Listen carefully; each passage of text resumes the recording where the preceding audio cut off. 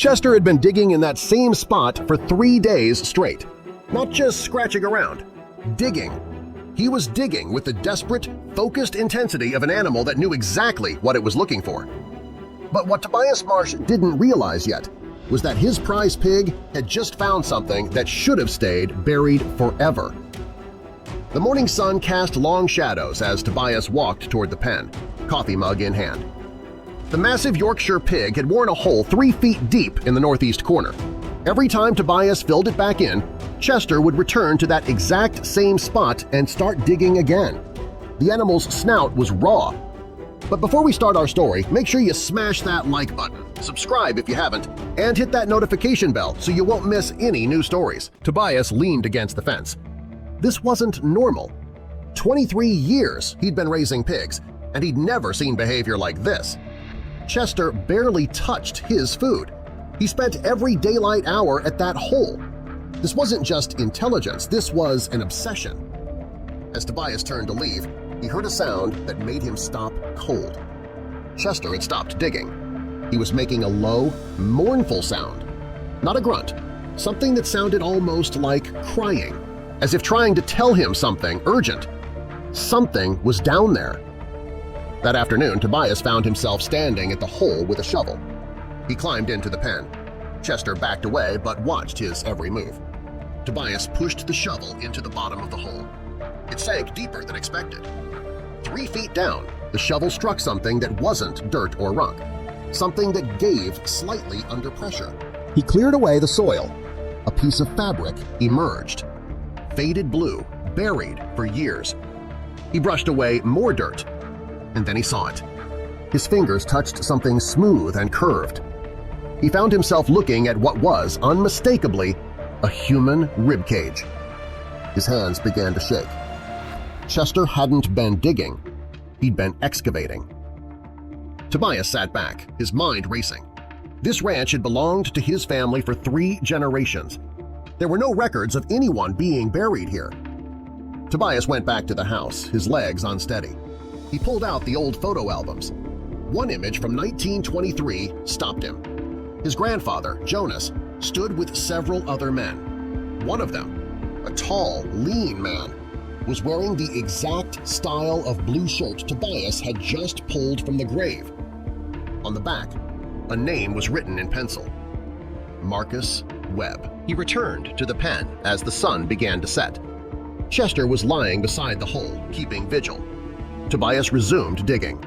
The bones were a complete skeleton, lying on its side, as if it had been hidden, not buried. As he removed more soil, he found other items: a leather belt with a distinctive silver buckle, a pair of worn boots, and something that made his blood run cold: a small metal star. Tarnished but still recognizable. A sheriff's badge. Engraved on it was the name Sheriff Marcus Webb, the same man from the photograph. Sheriffs don't just disappear and get buried in secret. They get murdered.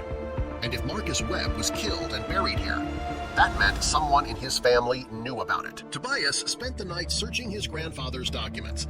The county records were clear. Sheriff Webb had been reported missing in September 1923. His body was never found. What disturbed Tobias most were the dates. Webb disappeared on September 15th. According to his grandfather's journal, that was the exact same day Jonas Marsh had suddenly acquired enough money to double the size of their ranch. The journal entry was sparse. Tobias felt sick. His grandfather hadn't just known about the murder. Chester was waiting, but he was no longer focused on the hole. He was staring at the old barn. Tobias followed the pig's gaze. In the loft, behind stacks of old hay, he found a hidden metal box. Inside was Webb's real investigation. He hadn't just been investigating cattle rustling.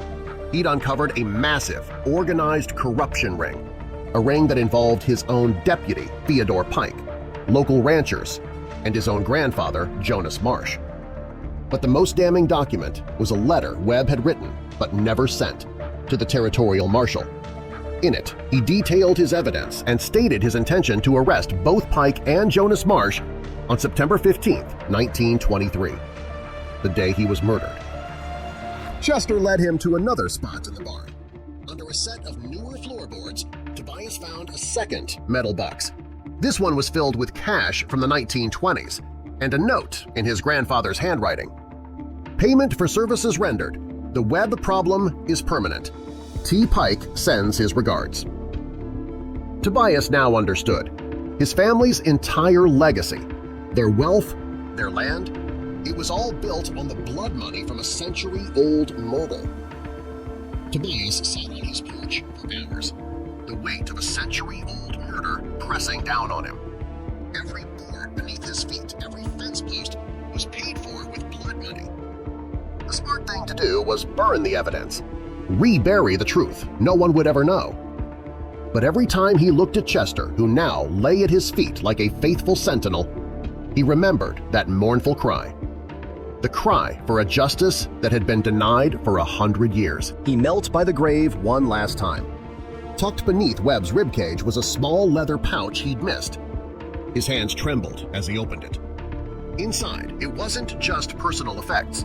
It was photographs, a detailed map of the entire county, and a list of names. The photos made his stomach turn. Images of his grandfather and Deputy Pike directing a massive cattle rustling operation. But it was the list of names that made his blood run cold. They weren't just local ranchers. They included the territorial governor, 2 federal marshals, and the railroad commissioner.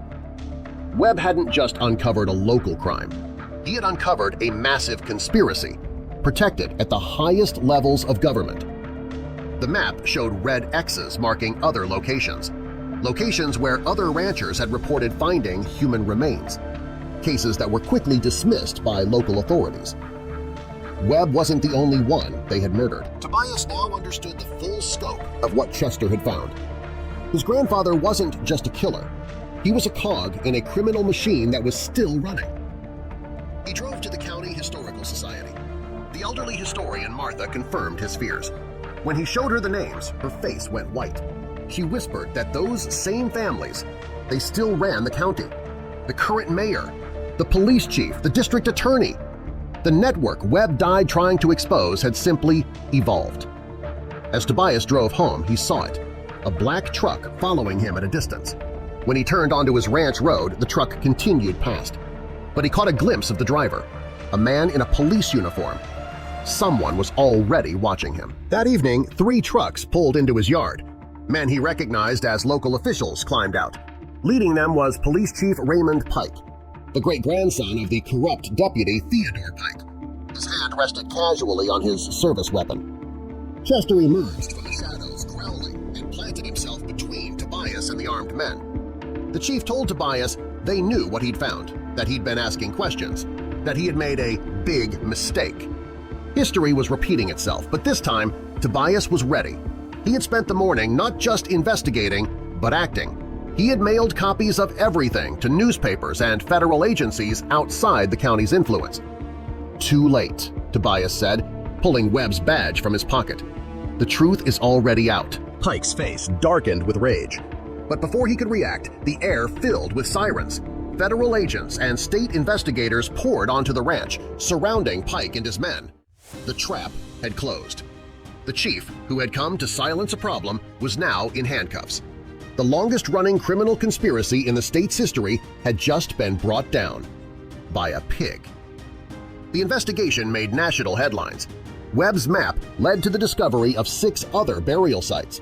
The conspiracy, which had been hiding in plain sight for a century, crumbled. Tobias, unable to live on land bought with blood money, donated the expanded part of his ranch. It became the Marcus Webb Memorial Park, a final, proper resting place for the sheriff. Chester lived out his days as a local hero, the pig who solved a century-old murder. His work was done. He never dug in that spot again.